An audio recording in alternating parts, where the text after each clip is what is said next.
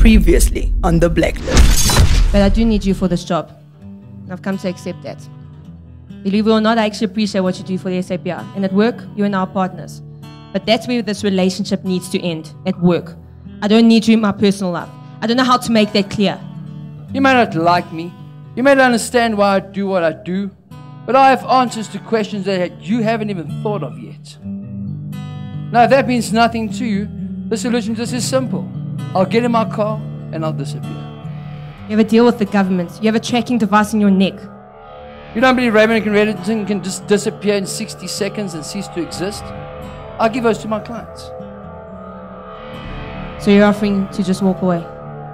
I'm not going to beg you the honor and the privilege of being able to help you. Say the word and I'm gone. Tell me to go, Lizzie. Great, then I'll see you tomorrow. As soon as he walks through that door... As soon as he walks through that door, you will not lay a finger on him. Hello, darling. Miss me? Gina, what are you doing here? Really? You haven't seen me for a year and all you can say is, what are you doing here? If you wanted to see me, you'd have made arrangements. Liz is gonna be home at any moment now. Oh, yes, Elizabeth.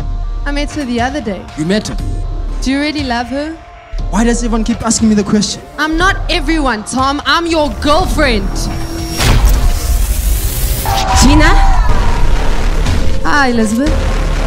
Jolene? Hey, Liz. Tom, what the hell is going on? So, Lizzie, you thought I was the big liar. Now who can you trust?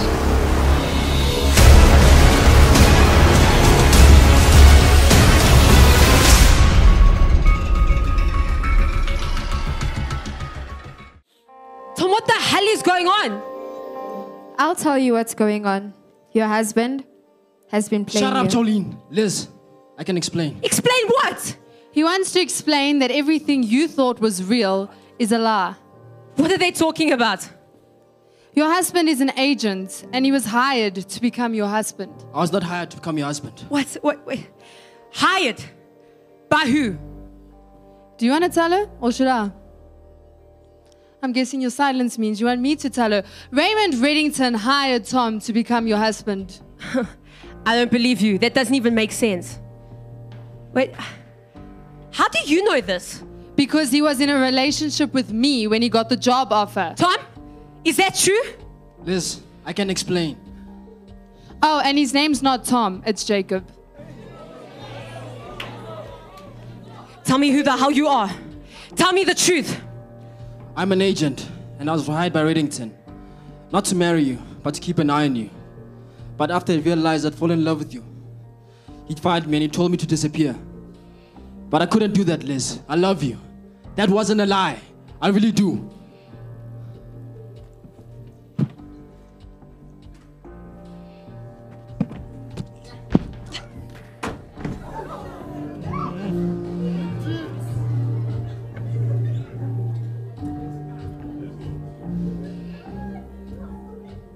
Jolene! Gino! Why the hell you come here? Because I'm following orders What orders? to kill you. Are you gonna do it? Yes.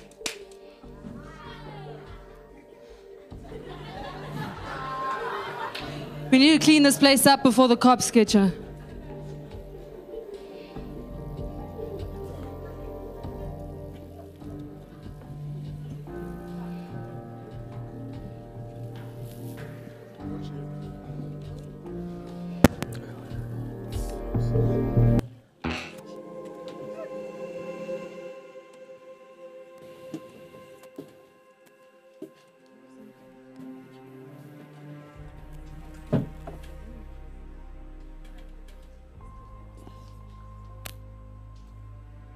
Liz? I didn't know where else to go.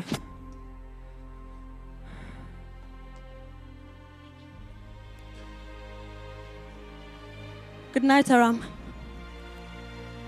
Keen? What are you doing here? I don't know. I don't know anything anymore. I thought my life was perfect and it's falling apart. And everything that I thought was the truth is just a lie. Is it to do with Reddington? My life was perfect before we came into it. Keen, You know, life sometimes is a very good way of getting to us. But when it does, remember, we're here for you. We're your family. We want to help you, Ken. We love you.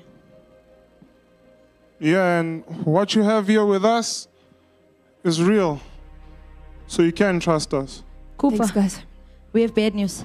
I've just been informed that Reddington's life is in danger. We need to get a hold of him right now or else he will die. Let him die. All right, if his life is in danger, get him in. That's the problem. He's in France. On the teacup. Oh, and there's the bananas. Hang on, that's 11.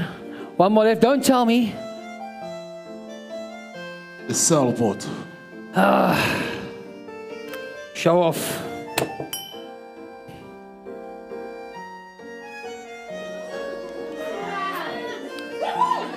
What the hell are you doing here?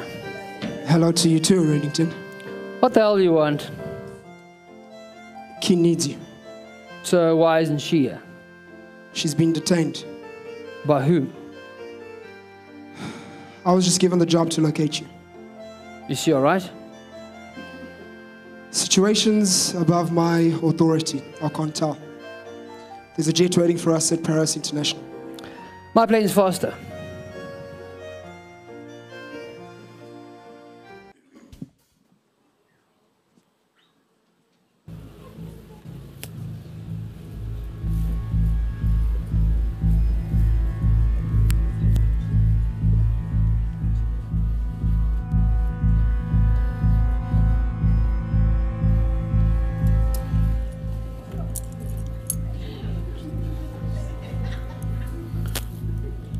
What the hell's going on here? It's all right. We're putting you into protective custody. Where's Agent Keen? I lied to you, Red. You must be slipping. Must be. Everybody out. Haley, why am I in handcuffs? You're breaching our arrangement. Your life's at an imminent threat. My life is at constant imminent threat. My contacts at the CIA were sitting on a Egyptian sleeper cell. Both them and an informant named Wells. Hilton Wells. Obviously, you know him. Obviously, you don't. Hilton Wells doesn't speak to the Egyptians. He hasn't spoken to him since he's aligned with Mubarak during the Arab Spring. I've got the transcripts I can show you. With all due respect, if there was any intel to be had, I would have had it ready.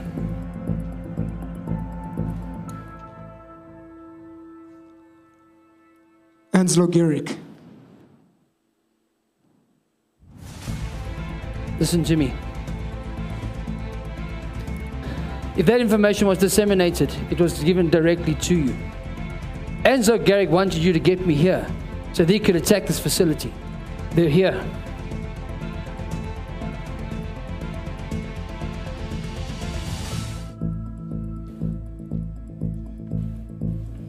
Initiate full facility lockdown.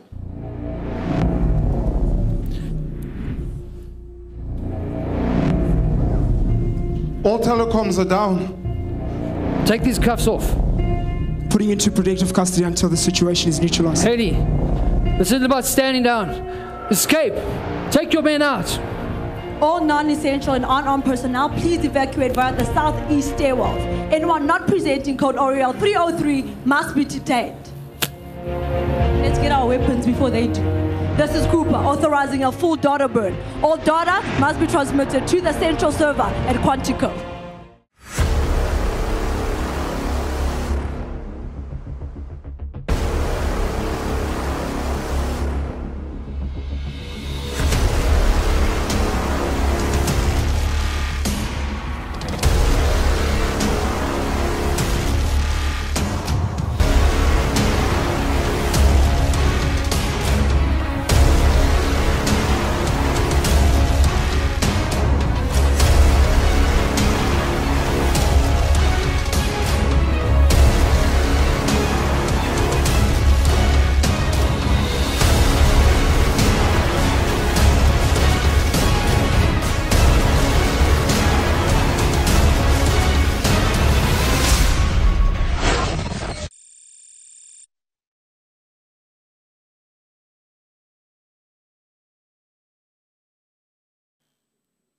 Good afternoon, active youth. Come on, I said good afternoon, active youth. Come on, give the Lord the biggest shout of praise here this afternoon. Come on, active youth. I said give the Lord the biggest shout of praise here this afternoon. Amen. And now I want you to give one more huge shout for my birthday cake. Come on, give the Lord a big shout of applause. All right. Obviously, I just want you to note some of the dialogue that took place. So Elizabeth Keane doesn't know who she can trust from the last event. Her marriage is a sham and all of that kind of stuff. And then she's sitting down there with guys in the SABR. Notice we don't have an FBI. We have an SABR, the South African Bureau of Investigation. And they tell her, you know what, you can trust us.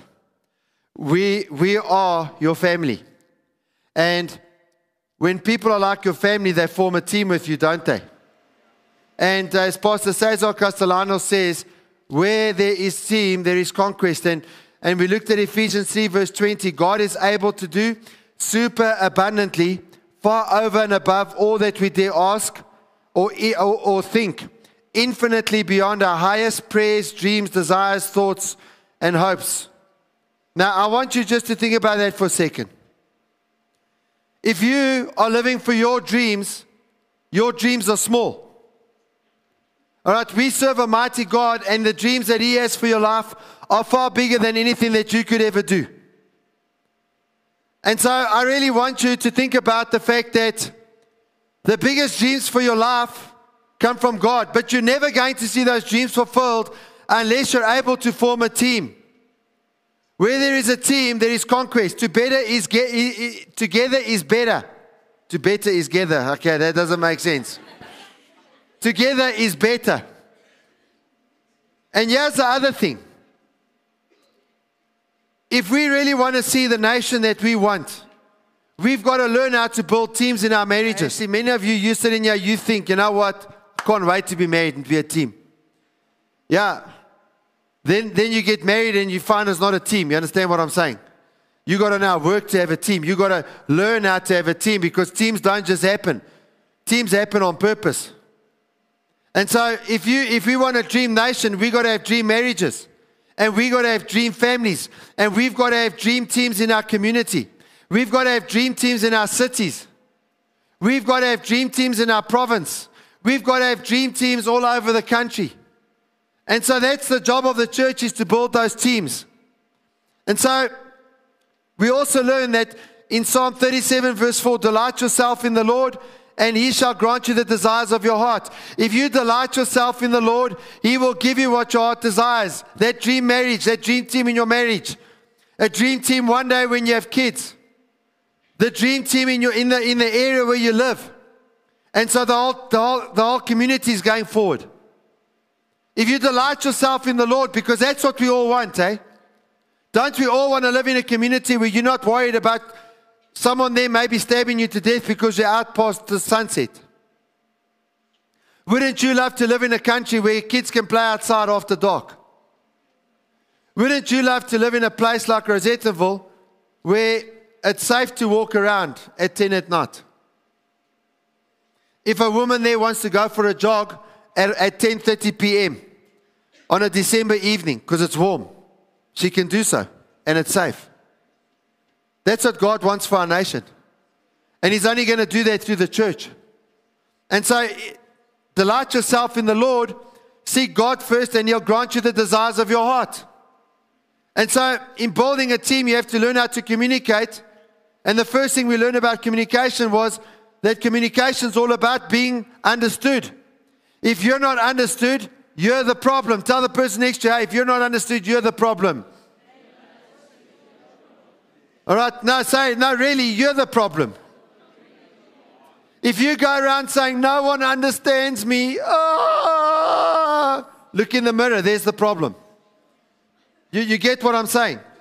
All right, so to communicate properly, it is your responsibility, it is your job to be understood. And then, just as importantly, communication is all about understanding others, getting context. Otherwise, we just become critical and judgmental. Understanding others, that means you've got to ask questions. That means you've got to search out and find out, why are they doing the things that they're doing? Why are they making the decisions they're making? You've got to be prepared to find that out. You've got to be prepared to do some work. You've got to be prepared to listen to what the answers are without having an answer ready before they've even spoken. Communication is about communicating your heart. If what you say with your mouth is different to what's in your heart, people don't get you. They don't understand you. Why? They sense something's wrong. So if the boy comes to the girl and he says to her, hey baby, you mighty fine. I want to form a dream team with you, my lady. Roses are red, violets are blue. My heart is only for you. I will be yours forever. I want to marry you and make you my bride. If that's what he's saying, but in his heart he's, no, let's get down tonight, baby. Tomorrow we'll check. Maybe, maybe not, but tonight I want you, eh? In other words, he just wants to get her in the sack. You know what? At the end of the day, something's going to be confusing for her.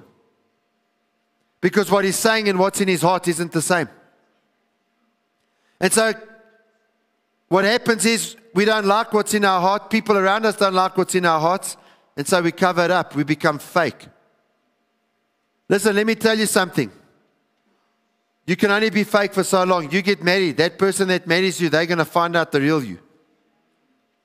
At most, you'll con them for 3 weeks.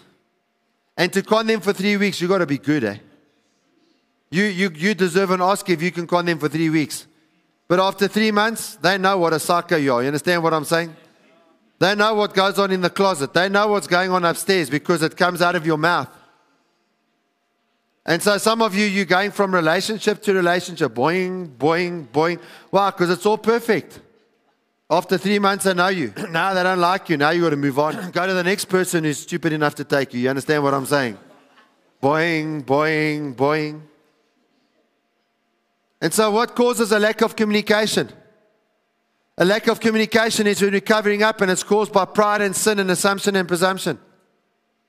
Our sin causes us not to be able to communicate. Now 1 Timothy chapter 1 verse 5 to 7 says this. Now the purpose of the commandment is love from a pure heart, from a good conscience, and from a sincere faith, from which some having strayed have turned aside to idle talk, desiring to be teachers of the law, understanding neither what they say nor the things which they affirm.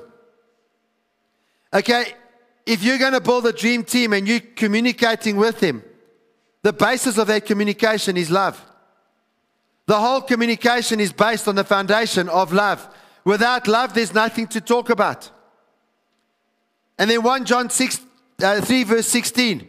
Now, you know, everyone knows John 3:16, eh? For God so loved the world that He gave His only begotten Son. Okay? Notice, as we saw in that video clip earlier, it doesn't say for God so loved the world that He gave us James, the brother of Jesus. You understand what I'm saying? Hey, James, imagine, Brian, if I come to you, hey, Brian, your brother saved the world. What's wrong with you? That would be bad, eh? That would be quite rough, eh? But 1 John 3:16 says, this is how we know what love is. You know, many of you don't know what love is. And it's not your fault because you're supposed to have seen it in your home. But this is how we know what love is. Jesus Christ laid down His life for us. You know someone loves you when they lay their life down for you. And then it goes on, it says this. And we ought to lay down our lives for our brothers.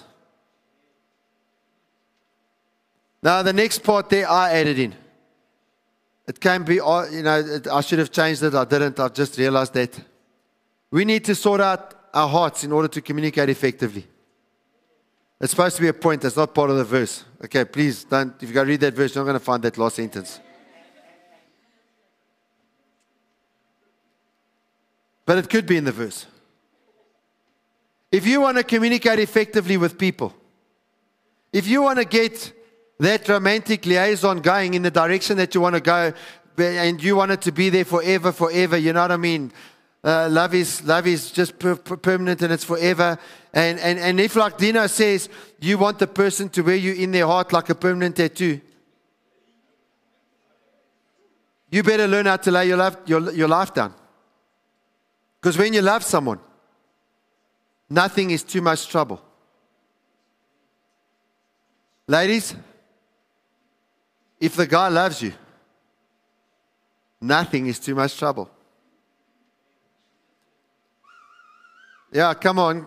Come on, where's the ladies cheering?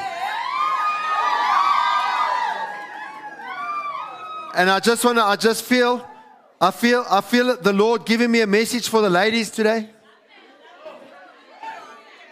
You know what you find. You know what you find when a man has a wife and he really loves her. If you want to get that man to do something, convince his wife that he needs to do it. And when she asks him, it gets done. You ask him, he tells you to go to hell. But when she asks him, it gets done. You can ask Vicky, there's been times before I've said, listen, you want this to do that, get his wife to ask him.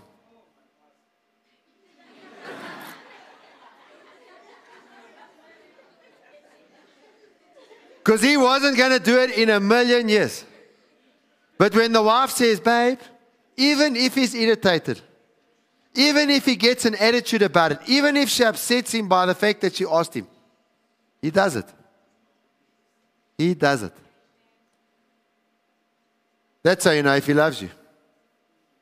And by the way, how does a woman know her husband loves her? Because even though he does stuff for her, he'd never do for anyone else.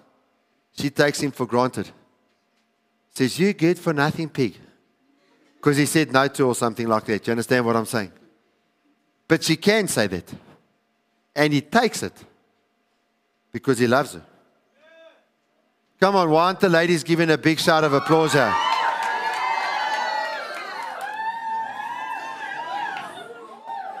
So none of the ladies at the back want a Prince Charming, eh? Huh? They're all sitting there all quiet. No, we don't want him, eh? He must be handsome, but he must be an ugly person. We want him for his looks and not his personality. You understand what I'm saying? All right, come on, ladies. Give the Lord a big shout of praise. Okay. If he ain't prepared to do for you, what he's not prepared to do for anyone else, this is what you do with him.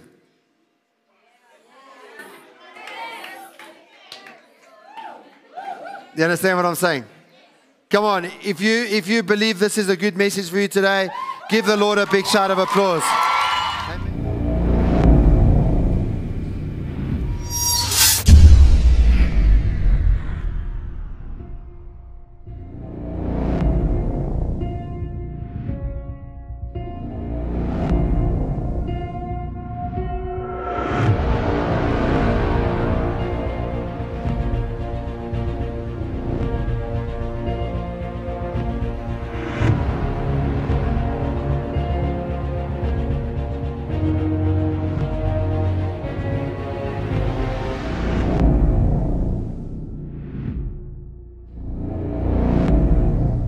Hello?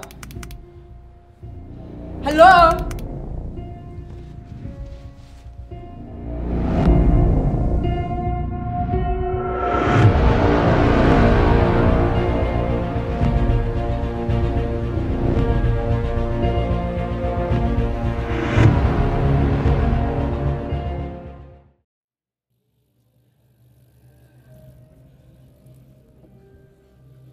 Aram, can I get internal signal into the camera room and tap into our surveillance? It would have to be hardwired. They knocked out our grid. And the telecom, can it be restored? Same thing. Unfortunately, I would have to hack it locally. Where would we hack it? The main generator room. That's where all our uplinks are. But the power is down. It wouldn't matter. The generator should give us enough power to bring back the uplinks. And I can create a separate link to our telecoms. Do you have a radio? Yeah. Good. Tune in to EMR, the Nation Hatchley.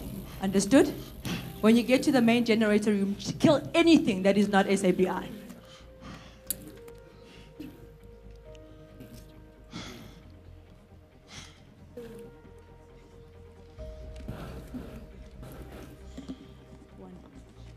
Go.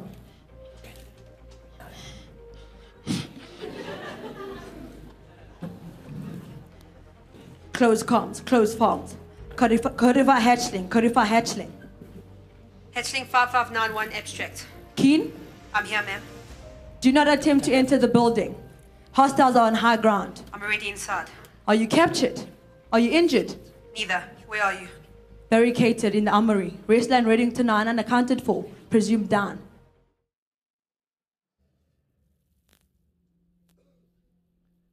They're here for me, Agent Wrestler.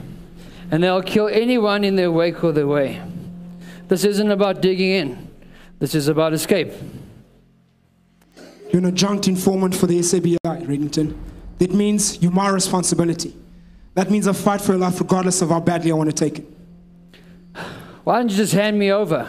They'll probably torture me for a week or two and then leave me for dead. Finally put a bullet in my head, though. Anyway.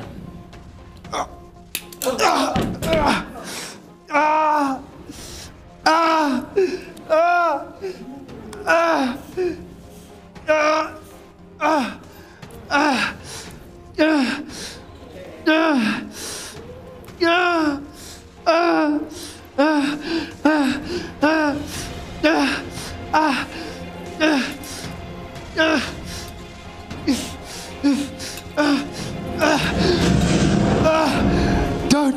Reddington! Don't leave me unarmed! I'm not done with you yet, Donald. Open the box.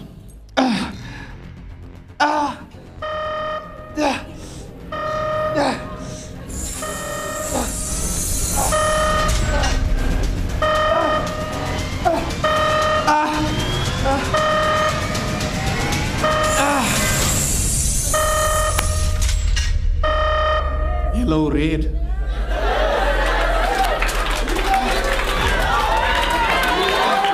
We're going up.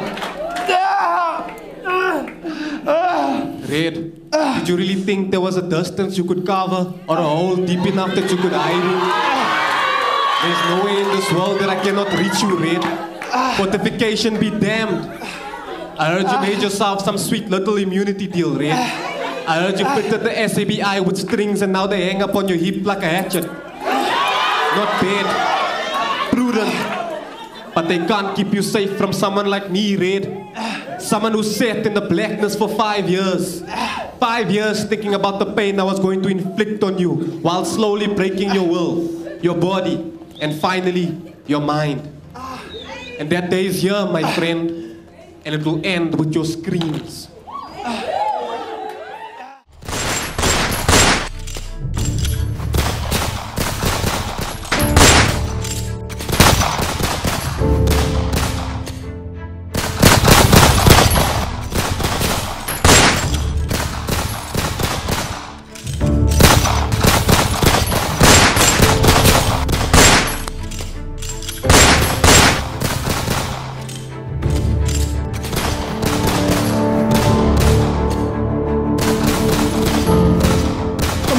Command down. Armory overrun. I repeat, armory overrun.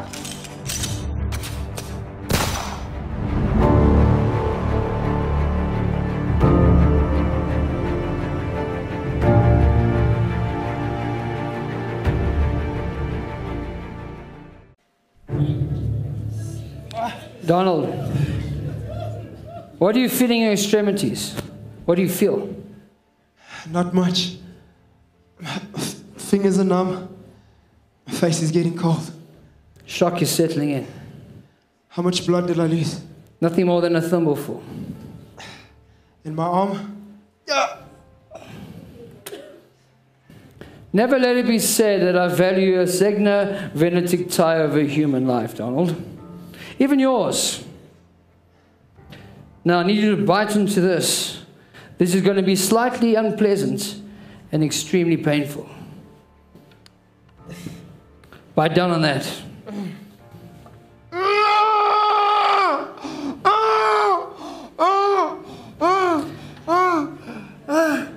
you alright?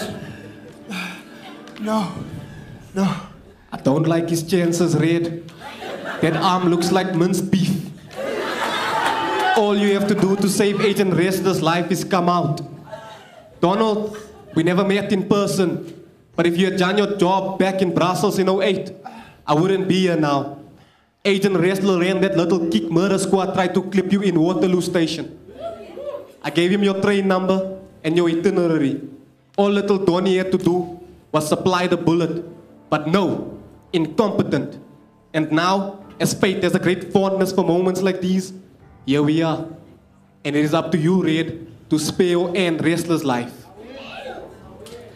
You know what, Angelo? Looking at you, I'm surprised.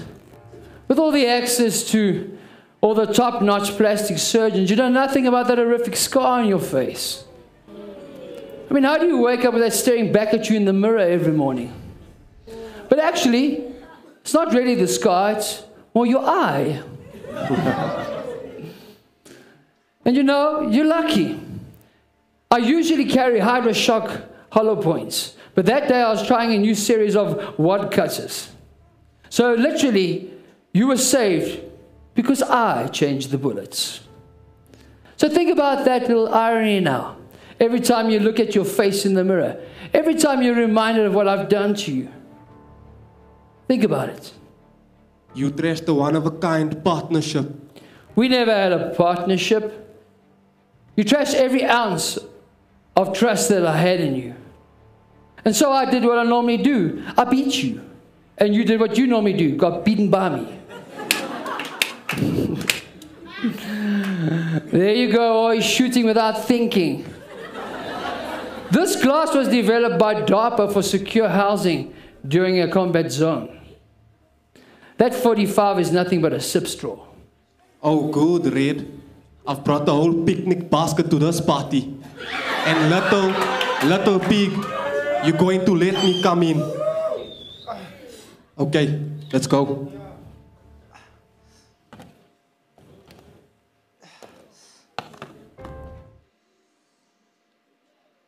Hey, how was that Angelo Garrick, eh? Hey, that arm's gonna look like a hamburger, eh? Alright, so I know you guys, you're wanting to know about communication. Hey, they left me a prop here. Hey, this is Raymond Reddington. I'm not gonna put it around my arm. Because next thing, do they need it for the next scene? I'm not gonna, hey? Anyway, I'm gonna just sort of do this, you know, you understand what I'm saying? Anyway, so now, if you need to communicate with your team, you don't do it like this. You understand what I'm saying? You don't do it like this. Sometimes when people don't do what we want them to do, then we take, you know what I mean, and we go, poof, and we hit them, you understand? That's not the way to communicate. Now, you know, sometimes you want to hit people because you haven't communicated properly. And so when you're building a team, there's some stuff you need to communicate to that team, and we looked at some of this last time. But first thing that you need to communicate to them is belief. You communicate expectation. I believe in you. I believe you can do this. I believe you can achieve this. I believe you can accomplish them. And you tell them what you expect from them. You know, many times you get freaked out with people because they haven't done what you expected, but you haven't told them what you expected. And you know, in marriages, often you have to counsel the wives because the wives, they want their husband to do X, Y, and Z, hey, Charles? And they don't tell them. And then they say, yeah, but he should know. Guys, tell the chicks, we don't. We don't. So if you're going to expect the guy to know, you're going to be disappointed. He doesn't know. He's not a woman. Okay, you hooked up with him because he's not a woman. He's different to you. He doesn't know. This is what I explain to wives. You know, understand, he's doof. When it comes to things of women, he's stupid. You got to give him 5 steps. If you give him 4, he's not going to do the 5th one. Yeah, but he should know. Why? Because he loves me. And if he loves me, he knows he's going to. No, he doesn't. And it's exactly the same when you're leading a team. They're not going to do it right. Yeah, but they should know. Why? Because I know. No, they don't know because you know. You got to tell them. You got to communicate to them. You got to explain to them, hey, this is what I expect of you. And I believe you can do it. I believe in you. That's what you've got to tell them. How many times do you have to tell them? Well, the same as what a wife has to tell her husband. Many times.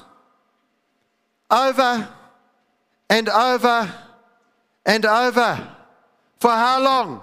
Forever and ever and ever and ever and ever and ever.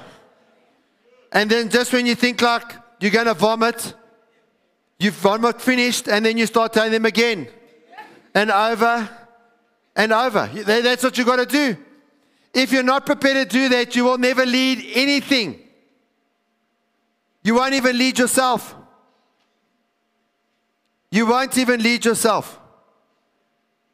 I mean, if you want to lead yourself at school into studying, how often do you have to tell yourself to study?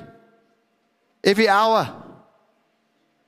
You told yourself at 8 o'clock, now it's 9 o'clock. You better tell yourself again, otherwise you're going to stop studying. So you've got to communicate expectation. And then opportunity.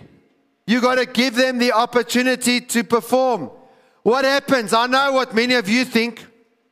Like Nkosi sitting over there. I know what he thinks. If I don't do it myself, it just won't be done right. No one else can get this thing done. Okay, if you want something done properly, do it yourself. If you say that, I should arrest you. I should arrest you.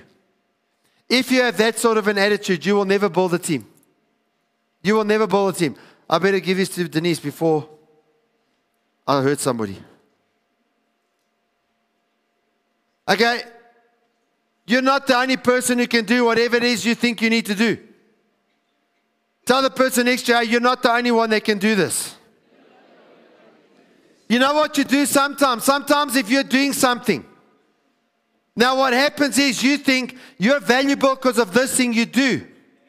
So now you're saying, no, I do it because I want to make sure it's done properly. Meantime, no, you're doing it because you think if you let someone else do it, you're not valuable anymore. They're going to chuck me out. And then you have this other fear. Now, what happens if they do it better than me? No, I'd rather not let them do it in the first place. The first thing you need to understand is that when you're building a team and you're a leader, is that you got to take a chance on people. You got to give them an opportunity to perform. You got to give them an opportunity to do it. And you've got to be secure in that. Let me tell you something. Leaders get loyalty because they give people opportunities. And they give people opportunities to be bigger than what they ever thought they'd be. And then you've got to communicate accountability. So you've given them the opportunity, now they do it. Now you give an assessment. Let them know how they're getting along. Let them know where they stand. Okay? What they've done wrong, you teach them. You show them, listen, this is what you did wrong. This is where you stand. This is the real position you're in. Sometimes they're going to get upset with you. Sometimes they're going to get very upset with you. Sometimes they may not even speak to you for a week. And I don't mean now when they don't speak to you for a week because you were rude. I'm talking about you've let them know how they got along. You let them know where they stand. And you gave them the news they didn't want to hear, but they needed to hear. But if you just leave it there, it's criticism. And you're just being critical. Without the next step, it's just criticism. So now if they're falling short and they're not making the grade, what is the next step? It's accountability. I mean, it's training. So they hear what's expected is there. How do you bridge the gap? You train them. You teach them over and over and over and over and over. How long did you get taught the alphabet for? A, B, C, D, E, F, G, H, I, J, K, L. And you know what? They didn't even teach you A at first. They taught you A, B, K, D, E, F. Yeah. They taught you how the letters sound. And then I remember like grade 1 and 2, it was A, B, K, D. And then in grade 3, which in our day was called standard 1, now it became A, B, C. And every week, what would we do? A, B, C, D, E, F, G, H, I. And this is how you spell Bill. B, E, L, L. And in my day, if you had a spelling test and you got it wrong, you got a smack on your hand for each one that you got wrong. I was always weak at spelling. I got a lot of smacks. You understand what I'm saying? Don't smack them. It's not very well looked on in our day and age. But training is where you instruct and empower them when they need it. You instruct them and you empower them. You see, when you teach someone how to do something, you empower them. You give them power. And then there's a celebration. A celebration. What do you celebrate? You celebrate what's been done. You reward them according to their contribution. You know what happens now? The person now starts doing the right thing and they do it perfectly. And now they expect that the results they're going to have the first time they do it. But the reality is the first time you do anything, you're probably going to do it badly. And so you don't get the results. But the results will come if you keep on doing the right thing. And so what happens is you celebrate the fact that they've done the right thing. Because that's what's in their control. The fruit will come later. So for instance now, someone starts a cell. They have 2 people. Their dream is 12, but they only got 2. And they've done the right things, you celebrate it. Even if they did all the right things and they got the people together, they tried to get the people together and they were ready for sale and no one pitched, you celebrate. They did all the right things. Because somewhere along the line, the fruit will come. Tell the person next to you, the fruit will come. And I want to say this to you as you're sitting here this afternoon. And I want you to listen to me. I know there's a whole lot of you here today that you've already started, you're trying to run sales and you're battling. What I'm challenging you to do is to just do what you've taught. Follow up the people. Love them. Don't speak them with an agenda because you love them. Don't speak them because of what you can get out of them. And just carry on. People are going to let you down. I promise you now, people are going to let you down because that's what people do. But if you carry on, number 1, you're going to get better. Number 2, you're going to find the right people somewhere along the line. And somewhere along the line, you'll see an explosion. Because it's God's plan. And when the explosion happens, it will be miraculous. I want you right now, all of you, just to close your eyes.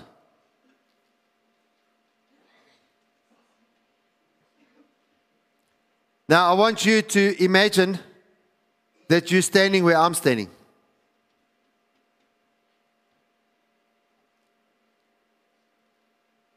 You're on the stage. Imagine the room is as full as this one is.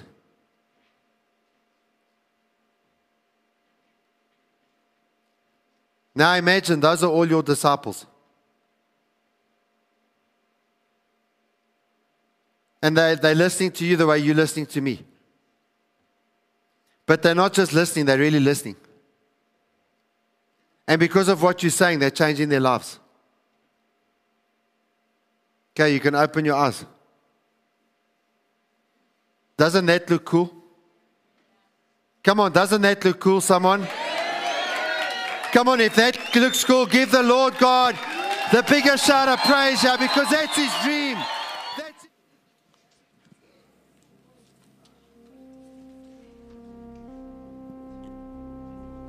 Help! Someone help!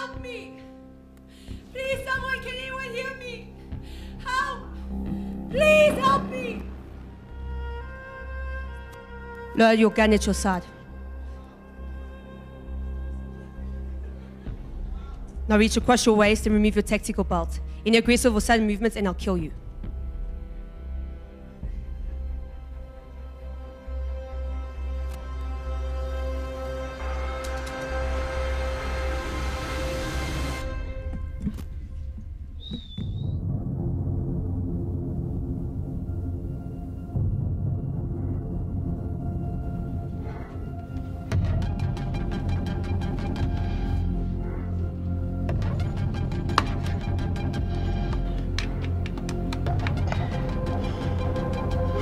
Okay, let's see.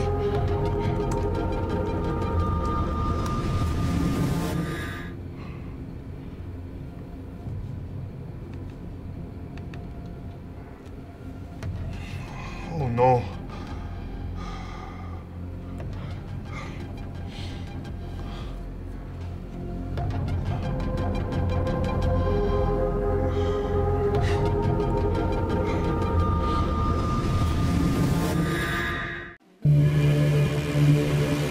Donald, I'm going to cross my fingers now and I'll ask you this question. But what is your blood type?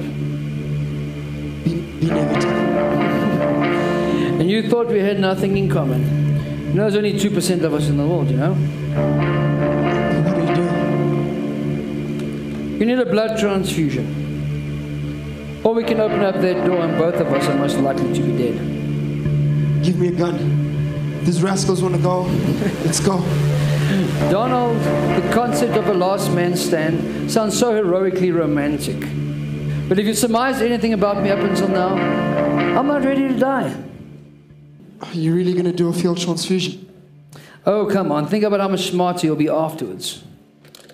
Why the hell are you doing this? I mean, it's obvious I hate you. And I don't imagine you hold a whole lot of warmth for me. Especially after hearing about Brussels. I knew about Brussels. Then why save me? Because that's what you do when a man is dying in front of you, Donald. You save him. Enemies today, allies tomorrow. The world is a complex place. Even more complex because of man's human nature. I saved a man's life once under a cedar tree in Lebanon.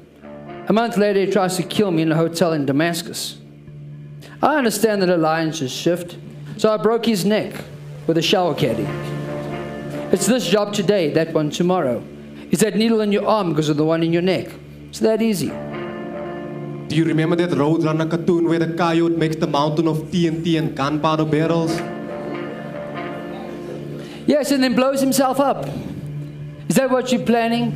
Mass suicide by explosion, I guess? No. We'll be fine out here, Red. But with these charges rigged to blow inward, I can't say the same about you. I intend to thoroughly torture the hell out of whatever's left of you. Oh, come on. Play with me. I'd give that up as a lost cause by now. If septicemia hasn't started settling in, it will, Donald. And then your own body will start to poison its own blood supply, including that cake tape that Reddington's giving you right now. Drip, drip, Dawn, drip, drip.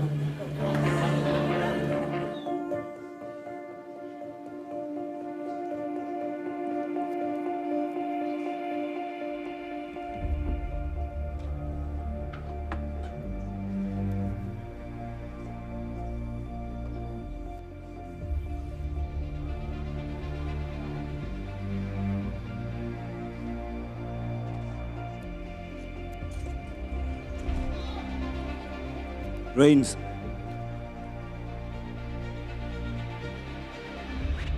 Drop it. Table.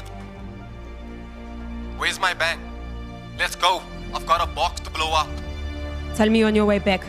Tell him anything other than that and you'll be lying next to your buddy. Chopped one to tabletop. You're on our way back. It's good.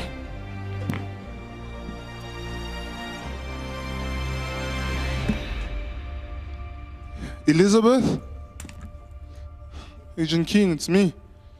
What are you doing here? I'll ask you the same thing. How did you get here? I snuck in. What are you doing? trying to restore communication so we can call in the cavalry. Where is everyone? Captured. And Reddington and Wrestler? Come see.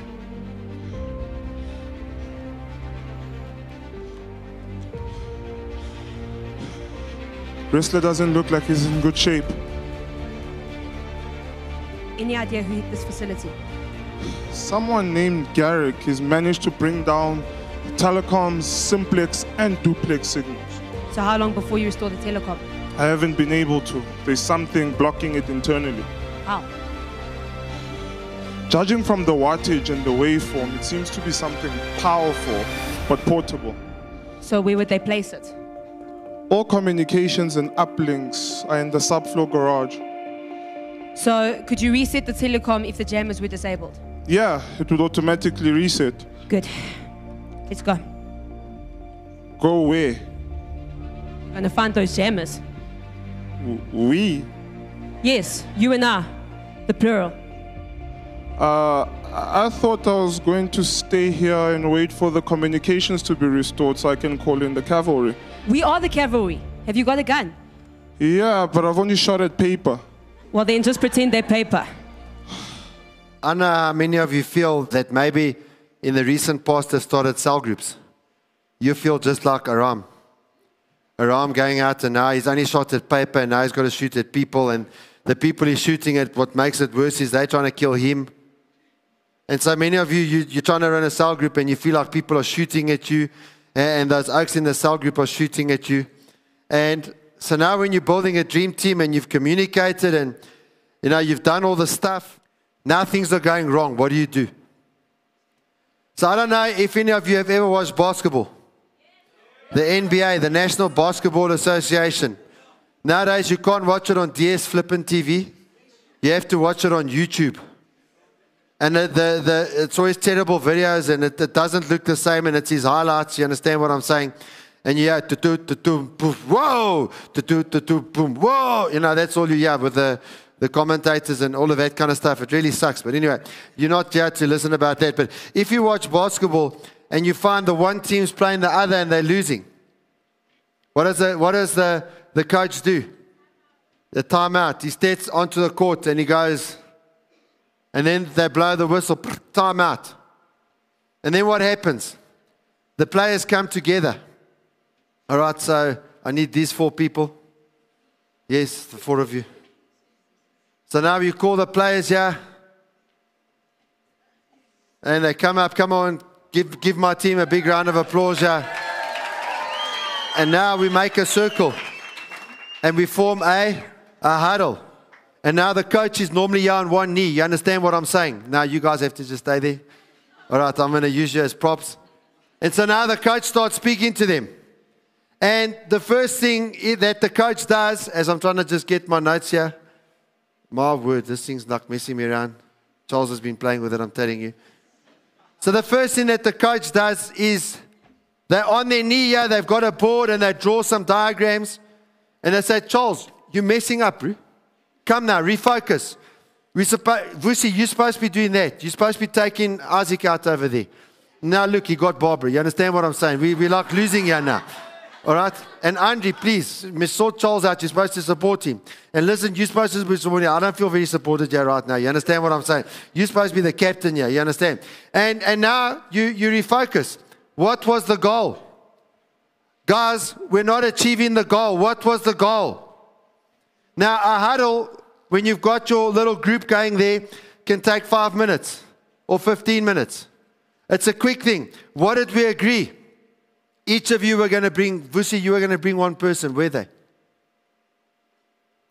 I don't see them. Okay, focus, bud. Focus. Focus. You understand what I'm saying? So you refocus them. And then the second thing that you have to do, you see they're still in huddle. Come on, give my team a big round of applause. They're busy obeying me here. You transfer some information. Charles, we're losing because of you, bud. I'm sorry to say it. The other 3, they're all doing fine. Okay? But this is what you're doing right. You see, Isaac, you were supposed to block him. You understand what I'm saying? But then you allowed him to get a step ahead of you. And so because of that, he got Barbara. You understand what I'm saying? So now we've got problems. Now we got big problems. So what you need to do is you need to take your step like a second earlier so that you can beat Isaac, and then you can block him from Barbara. You understand what I'm saying? And then we can stop this whole thing.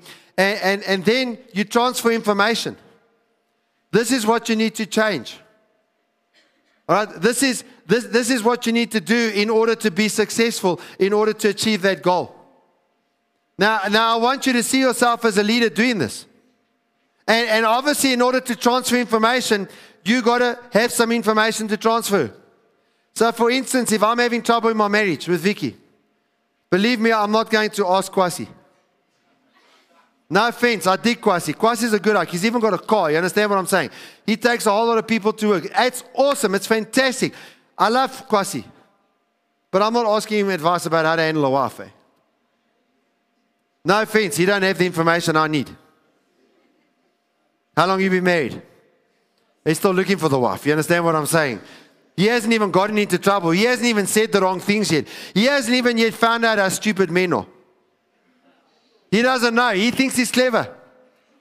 People like me and Charles, we know we're stupid. You understand what I'm saying? We know. Shane knows he's stupid. I'm telling you now. Shane knows that he's stupid. And Fussy, I'm telling you now, Fussy used to be cleverest like in the church, and he got married. Now he knows he's stupid. You understand what I'm saying? Just like the rest of us. He knows he's stupid. And so now, you've got to have some information to transfer. And in order to have that information to transfer, you've got to grow, you've got to work things out yourself. So you transfer that information, and then the next thing is you have the opportunity to make personnel changes.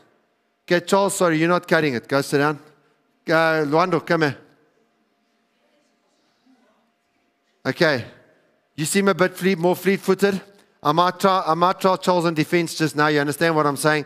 He's not fast enough to take on Isaac. Just come here, Isaac. Look at this lean, mean fighting machine over here. I mean, this guy's... No, you're not in the huddle. You're the opposition. You understand what I'm saying? So this lean, mean fighting machine here, Charles, he's just not fast enough. You understand what I'm saying? So maybe we make some personnel changes.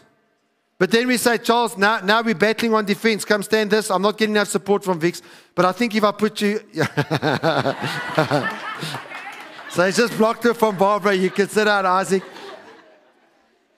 So now with Charles and Vicky, now I'm getting the support that I need, you know, from a defensive point of view. And so we've made some changes. And then we realized, oh, shucks, we're supposed to be 5 on the basketball court. We were only 4. Maybe if we got 5 players, Charles might play a bit better. You understand what I'm saying? Because they're playing against 5. Charles has been marking 2 guys. That's why Isaac's beating him the whole time. You get what I'm saying? And so you make personnel changes. And then you have the opportunity to make play changes. Okay, Charles, as the whistle goes, I want you to cut across there towards that fan. Andrew, you're going to cut across there. You're going to confuse the hell out of Isaac. Bob is not going to know what's going on. And now they've got Lizzie and Latoya over here, and they don't know what's going on. Latoya's married to Fussy, so she doesn't know what's going on. You know. And so they're just going on here all over the place. And so now you change the play, and you're confusing the opposition, which is the devil. And so now things start happening. And your team starts scoring.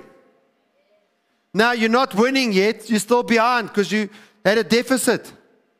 But at least you're scoring. It was a 35-point deficit. Now, after 5 minutes playing with this formation, it's a 17-point deficit. So you got to keep going because they're also going to make adjustments and all of this kind of stuff. And then the last thing, okay, guys, time out. Time out. Time to rest. Thanks. You can go and sit down. Give them a big round of applause. Come on, give my team a big round of applause here.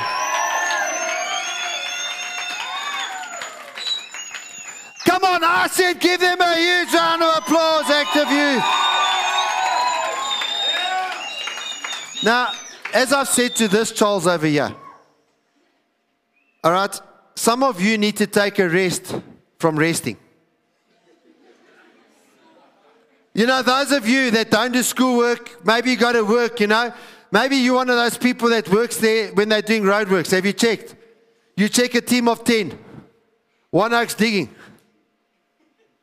The other oak's holding a spanner or something for him while he's digging. And then 8 oaks are watching. I don't know if you've seen that. One digs, one's holding something for the digger, and the others are all watching. Yo, it's hot there. Yes, I'm hungry. I'm hungry. You understand? I'm hungry. So I'm not talking now to the people who are resting. But you know, sometimes what the huddle gives is an opportunity just for the team to take a short time out. Just to think about what's going on. Just to clear their heads. Because they're losing, they're frustrated, they don't know why. Now you just 10 minutes. So I was speaking to Shane about a certain evangelistic opportunity which is not yielding results. And so I said, what are you doing about it? So Shane came back and he spoke about, you know, maybe if we have this toy gun and we shoot them with water, you know, we squirt them in the face, maybe then they'll come to youth because I think it's fun. You understand what I'm saying? Basically what he came up with was a gimmick. So I said, Shane, that's a gimmick. The world is full of gimmicks. If all you're trying to do is have gimmicks to get people to come, they're not going to come. And even if they come, they're going to be disappointed. You got to teach the oaks that are going out how to win people. You got to teach them how to go out and preach the gospel. So, in this particular thing, I said, Shane, if you went into that evangelistic opportunity, would you come back with no one? Okay, and I'm not talking about no one after one time. I'm talking about no one after about 5-6 weeks. The oaks are evangelizing. Then they come back. And it's just the oaks. There's no one that comes with them. You understand what I'm saying? So after 5 or 6 weeks, you know, hey, this thing's not working. And so I said to him, so if you went for 5 or 6 weeks, are you telling me no one would have come? And he said, no, people would have come. So I said, why? He doesn't know. I said, well, here's the thing. You better find out why, when you go out there, you're able to win people. And then you better teach your guys how to do it. You better teach your guys how to do what you do. And one of the things is I printed one of the Destiny training lessons, which he had just taught in the Destiny training class. You know, the art of winning. And I said, here's some stuff. Don't you do this? Yes, actually he does. Why aren't you teaching the oaks this? And that's all that a huddle does sometimes. The person's been in Destiny training. Now there's this one little aspect of Destiny training.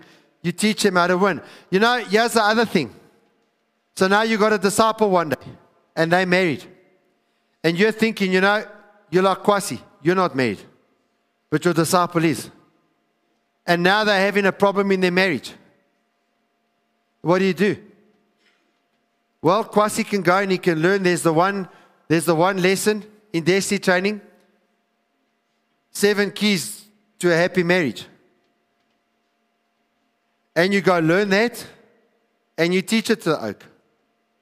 And you tell the oak, you know, Pastor Cesar says you're an idiot. And Pastor Cesar's been married longer than you. He says you're an idiot because you shout at your wife, you do this, you do that. Here's the 7 keys. You know, write your poems, do all sorts of stuff. There, go and try it. That's a huddle. Someone else comes to you.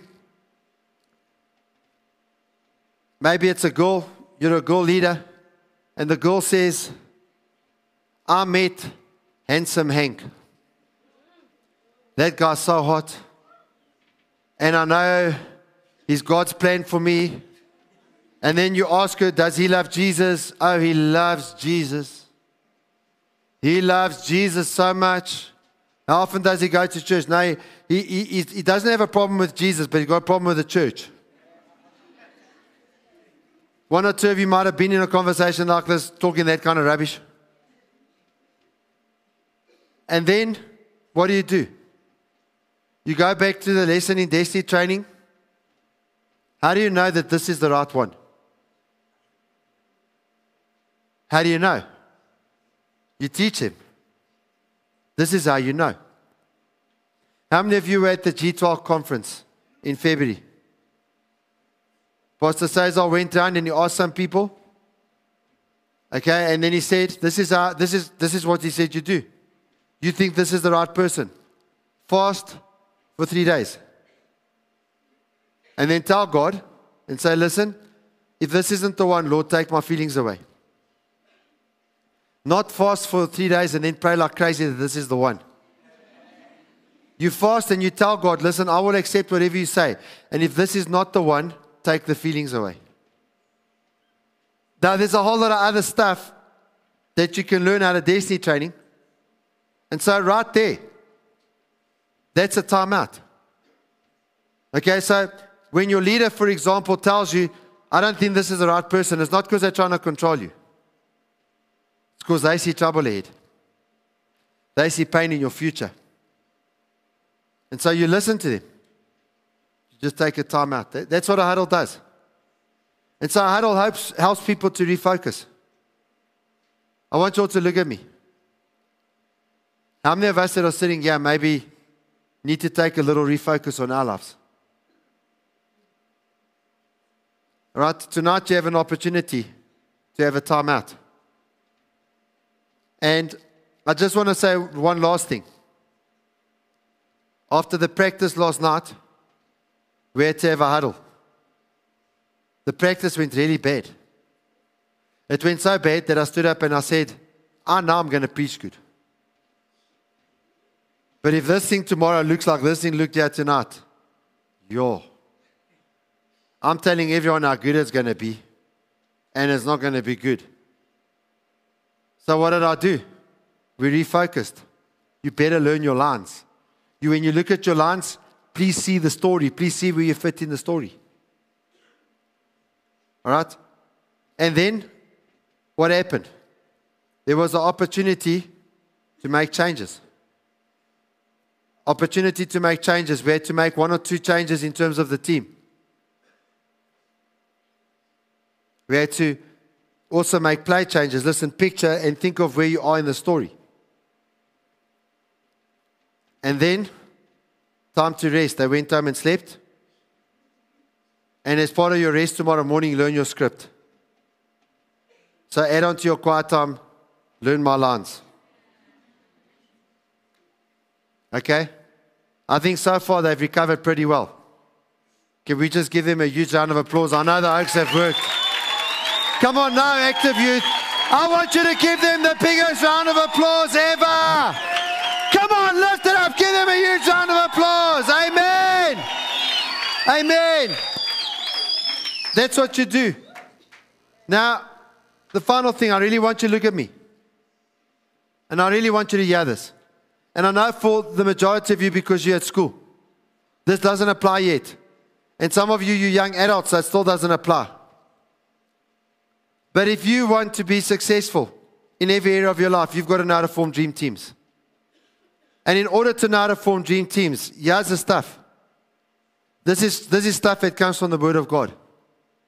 You're not going to have any more powerful stuff ever in your life in order to help you make your life successful than this.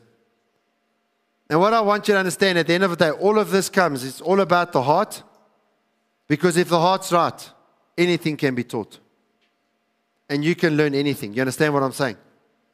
And so can we just give King Jesus the biggest round of applause that we've got his word? Donald, feeling any wittier yet? I know you don't think much of me, but you don't just get assigned a case like yours unless you've passed master. Can I ask you a question without the hope that you'll take offense? You already know it's going to offend me. Not asking you. What happened to Audrey Bidwell? She left me. You were engaged? To her, yeah. But it was my engagement with you that ended that relationship. 5 years I chased you. 5 years I tried to make a name for myself, and look where it's got me. How do you know about my ex? There's a lot of things I know about you, Donald. Right. It's the core of your business information. Misinformation. I don't know how you did it, Reddington. forsaking the flag, abandoning your country. You can never judge a book by its cover. We become what we are. But you certainly can by the first few pages, and definitely the last. So what's it all about? The Blacklist? Revenge? Our revenge is too simple, over so quickly. There has to be more than that. We're not going to live through this. I think we will. How? Have you ever sailed across the ocean, Donald? No. Have you ever been on the sea with no land in sight? No land for days. At the helm of your destiny. I want that one more time. And that's why I won't allow that punk out there to get the best of me.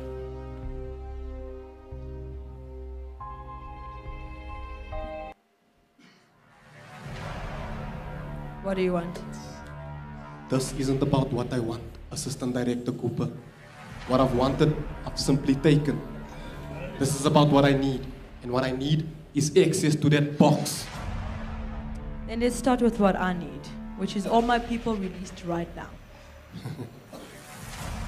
You're not in charge, Hailey. No, but I'm the only person who can get you into that box. And if I go in there and start kneecapping your people one by one until I get what I want, Then you're not getting Reddington. no, I'm going to bet someone other than you can get me into that box. There you go again, Onslow, always using the pistol in place of a brain. How do you know you're not going to put the bullet in the head of a woman who can't give you mine? I think someone's trying to save your life. Hardly. I have little to no use of her. But how certain are you that I'm not outsmarting you like I always do? Like in the past? How do you know that by killing her, you're not going to withhold yourself the prize you came here for?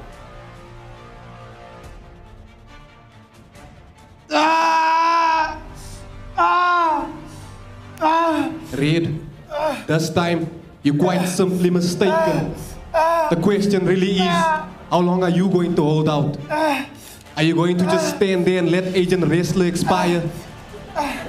Are you really going to just let me put Assistant Director Cooper's head all over that wall? How many people are going to die here today, Reddington? What's happening? Your heart is beating faster, trying to compensate for the blood loss. The shotgun blast has broken your arm. And I think you've partially ruptured your bronchial artery. Partially? Well, you would have bled out if it was any bigger, but I'm going to have to close it now. Close it how? By cauterizing it.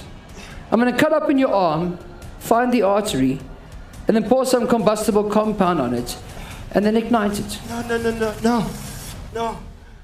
Well, then if you don't open that door, this is all you can do, or you will die.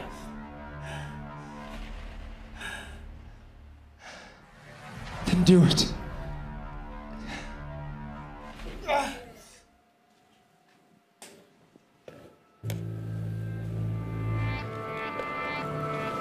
Agent King.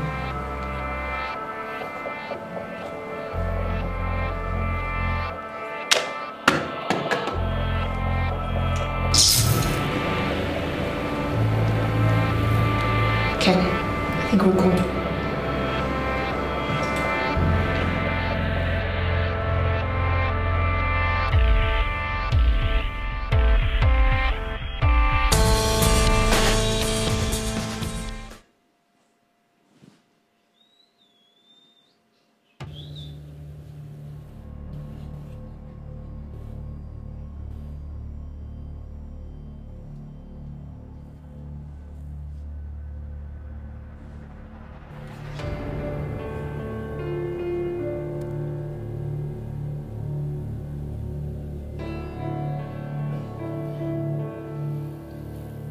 Wait.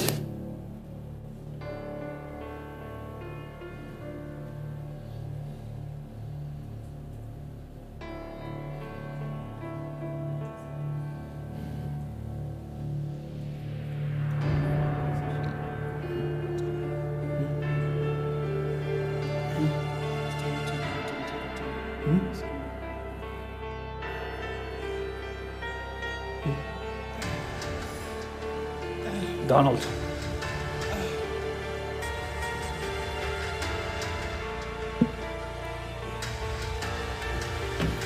Wait. 10 seconds, Red. Haley, give him the 10, code. 9. Anslo, my people can get you in here. 7. Anslo, stop and think 5, for once in your life. 4, 3, 2, 1.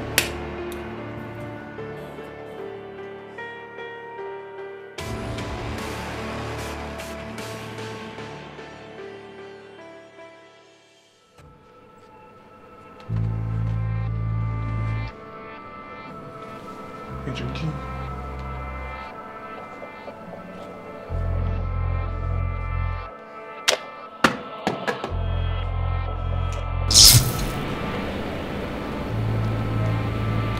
Okay, I think we're cool.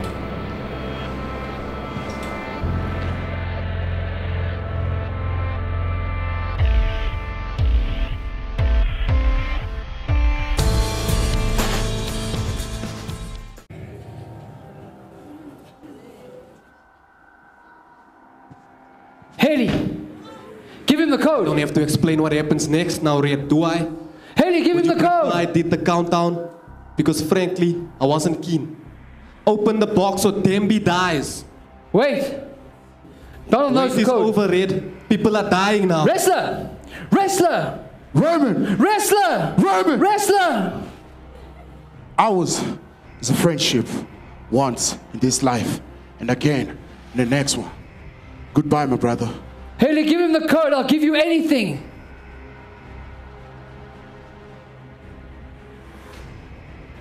The Lord is my shepherd. I lack nothing. Stay on your knees. He leads me down to green pastures and down to quiet waters. Stay on your knees.